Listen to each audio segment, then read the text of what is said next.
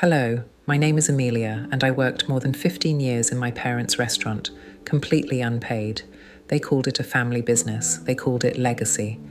But what they never called me was an owner. While my friends were applying for scholarships, I was learning how to stretch cheap ketchup into signature sauce. While they went to prom, I was mopping up Saturday night messes from under drunk tables and generational guilt. And through all those years, every time I asked about someday being part of it, they'd smile and say, "This will all be yours one day when you've earned it."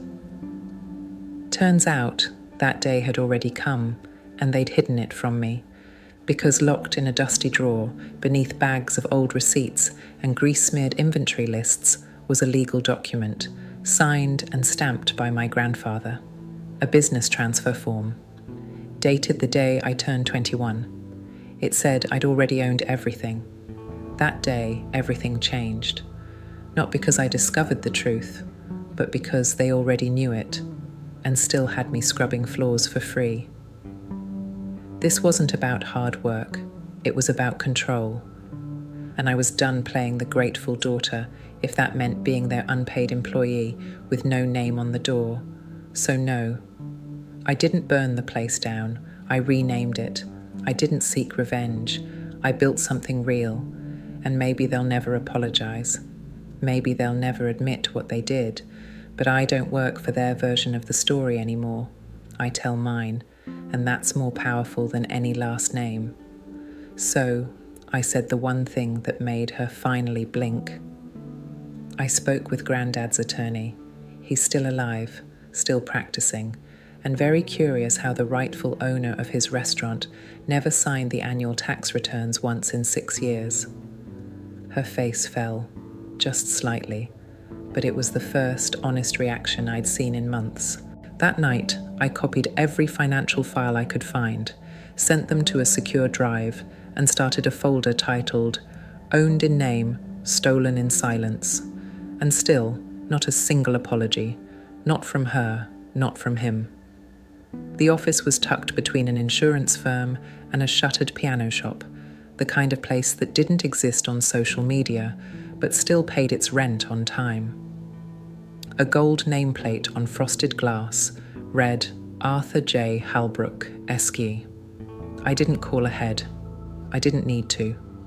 His name was all over the documents in the contingency Amelia file. I walked in expecting a secretary. There wasn't one. Just him, Arthur, sitting at a massive wooden desk with decades of dust lining the bookshelf behind him like a quiet audience. He looked up. "You've got her eyes," he said. "Your grandmother's. You came to talk about Elliot and Maureen, right?" I nodded, unsure how much he already knew or how much he was waiting for me to find out. "I've been waiting for you," he said, as if we had rehearsed this. "Your grandfather knew this would happen. He made copies." "Of what?" "Everything." He slid a thick folder across the desk. It had my name embossed in blue ink. My full name, not just the one on my driver's license, but my legal name, the one used on tax filings, LLC forms, and corporate asset lists. Amelia Rose Langdon, owner, Langdon's Table LLC. I touched the edge of the folder like it might shatter. "He left it to you," Arthur continued, "not because he didn't love your parents, but because he saw what they were becoming." I swallowed. "Thieves." He didn't argue. "He wanted you to have stability," Arthur said. "He knew your mum and dad were months behind on property taxes, living beyond the means the restaurant allowed. They told everyone the business was just getting by. Your grandfather saw through it. They were draining it, using cash tips and vendor shuffles to cover bad credit lines and personal loans. This place was supposed to be your foundation. Your parents were turning it into a lifeline." My grip tightened. "Why didn't you tell me?" "I was legally bound to keep it silent until you requested the documents yourself. Unless they tried to sell or make major ownership changes, I couldn't intervene." He added, "He trusted you'd figure it out. He didn't expect it to take this long, but he understood why it might." Because they trained me not to ask, I said. Arthur nodded, quiet. There was no smugness in his face, just that old, familiar ache of watching someone finally see what's been hidden in plain sight. You're the sole legal owner, he confirmed. They knew, they've known for years. I leaned back, shaking. They let me scrub grease off a tile floor on my 21st birthday, knowing they were working for me. He tapped the folder again. The paperwork stronger than any apology they'll ever fake their way through. I left his office with 4 photocopies, a flash drive, an affidavit, and a business card I was told to call if they retaliated. Not if they argue, not if they make a mistake, if they retaliated. Because Arthur knew what I was slow to accept. They weren't going to feel sorry. They were going to feel threatened. And people who feel threatened don't ask for forgiveness. They prepare for battle. The locks were changed. I knew it the moment my key clicked twice and stopped cold in the deadbolt, like the door had made up its mind before I even touched it. I stood there outside Langdon's table, drizzle misting the windows, watching my own hand tremble against the brass handle. It was 6:44 a.m., prep time, but the lights were off, and I wasn't welcome anymore. They had moved fast. I didn't call. I didn't bang on the door. I just stepped backward onto the sidewalk and pulled out my phone. I scrolled to the contact I never thought I'd use for something personal, Arthur Halbrook. "Are you officially ready?" he asked, no pleasantries. They changed the locks. I thought I heard him sigh through his nose. Then it's time to send the documents. By noon, the ownership records, tax documents, and final notice of ownership enforcement were served to my parents through certified mail and email, just to cover both bases. Arthur also emailed a cease and desist related to tampering with business property and notified the local Small Business Licensing Board. The clock started ticking, because what they didn't realize was that I didn't need their approval to reclaim what was legally mine. At 6:10 p.m., I received a voicemail, my mother's voice, half trembling, half venom. "How dare you embarrass us like this? After all we gave you, this is how you repay us. You're going to blow up your family for what? A technicality?" I replayed it once, then again. A technicality. That word clung to my ribs like gravity had been turned up in just my body. I walked to the restaurant that evening. Same sidewalk, same flickering sign. Except this time I brought backup. A locksmith, legally approved, armed with my ID and Arthur's notarized ownership letter. I handed over the proof. 3 signatures, 3 seals. It took 7 minutes. When the door creaked open, it didn't feel like a victory. It felt like resuscitation, like I'd finally inhaled for the first time in years. The restaurant looked the same counter, same unpaid dream, but I noticed now how faded the tables were, how none of the bulbs had been changed, how a tub of garlic butter had been expired for a month. I wasn't walking into a gold mine. I was walking into a story they were trying to erase. I found the daily ledger hidden behind the office printer. The handwriting wasn't mine. My mother's notes sat alongside invoices labelled cleanup fee, family wellness, and reimbursement house account. She was taking money directly from the register and writing it off. I took photos, every page, because legacy wasn't about blood anymore, it was about proof. I called an all-staff meeting for Thursday night. No prep, no food specials, just the truth. Every employee who'd ever been told, "We're behind this week," and handed a half check showed up, including Rosa, our line cook of 11 years, who'd once driven me to urgent care when I passed out during a double shift. Her eyes caught mine when I stood at the end of the kitchen corridor, folder in hand. "This ain't about scheduling, is it?" she asked. "No," I said. "It's about ownership." I laid it out slowly, deliberately, like each word peeled wallpaper off a years-old lie. "I'm the legal owner," I said. "Since I turned 21. My parents knew, they concealed it, and now I paused. There was no shame. Now I intend to take it back, not just by title, but completely, ethically, transparently, and none of you are collateral anymore. A silence fell, but it wasn't painful. It was collective breath, like someone finally kicked the door open and light was spilling in.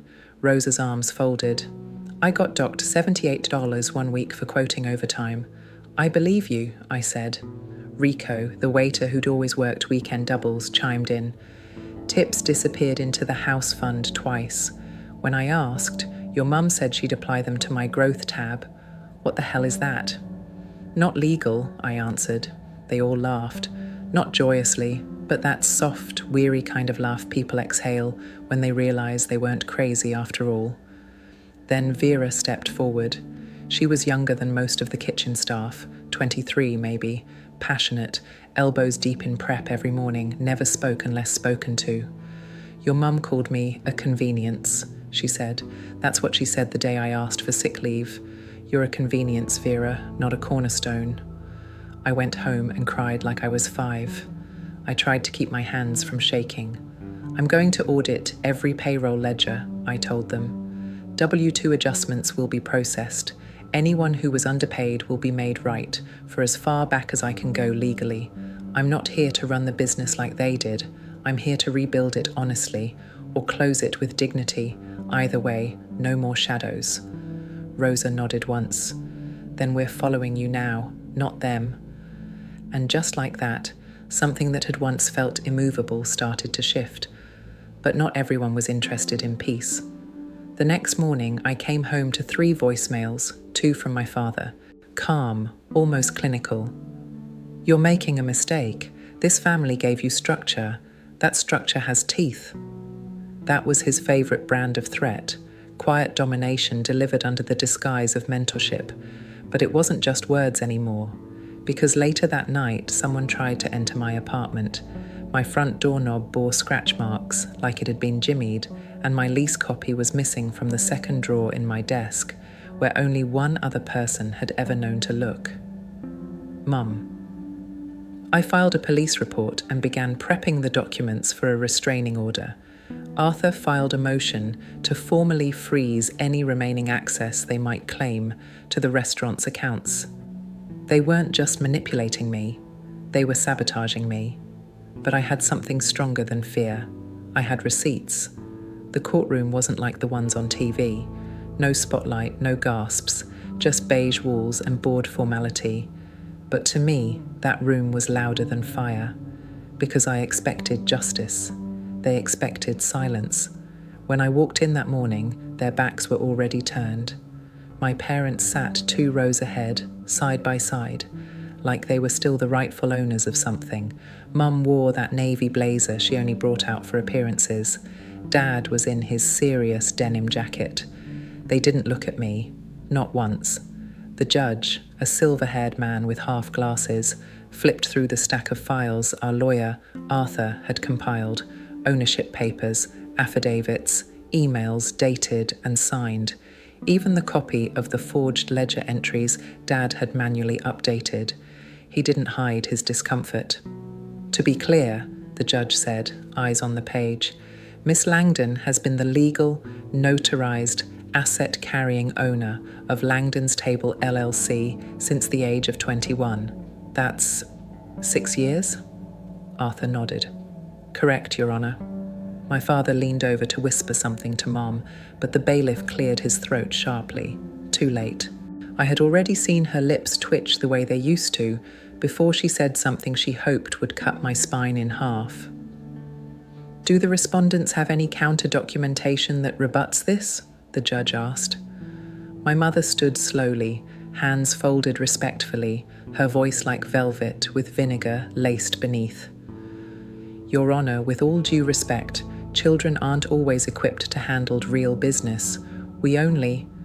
Stop, the judge interrupted gently, but firmly. She is no longer a child, and the law recognized her as the owner long before this hearing. What we are determining today is whether your continued interference, financial drain, fraudulent filing, and emotional manipulation constitute civil violations. She sat down, fast. As Arthur continued listing dates and discrepancies, I felt my chest slowly uncoil. Staff members had written letters. Rosa's was printed and signed, describing withheld wages, hours miscounted into training time, and promise of raises tied to family loyalty. The judge glanced over it twice.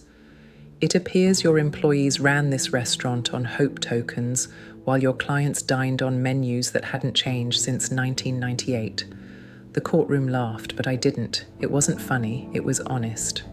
This case is not about blood, the judge concluded. It's about paperwork, protection, and the breach of both. Miss Langdon, you've shown exhaustive proof, dated, notarized, and verified. The court recognizes your full legal ownership and grants immediate protective enforcement rights. My heart pounded. He turned to my parents. Any attempt to enter Langdon's table, withdraw funds, alter documentation, or contact employees on behalf of the business will result in contempt charges. You are required to step down from all unofficial administration, effective immediately. Still, they didn't look at me. Not my mom, not my dad. It was over, and the silence wasn't hollow. It was earned.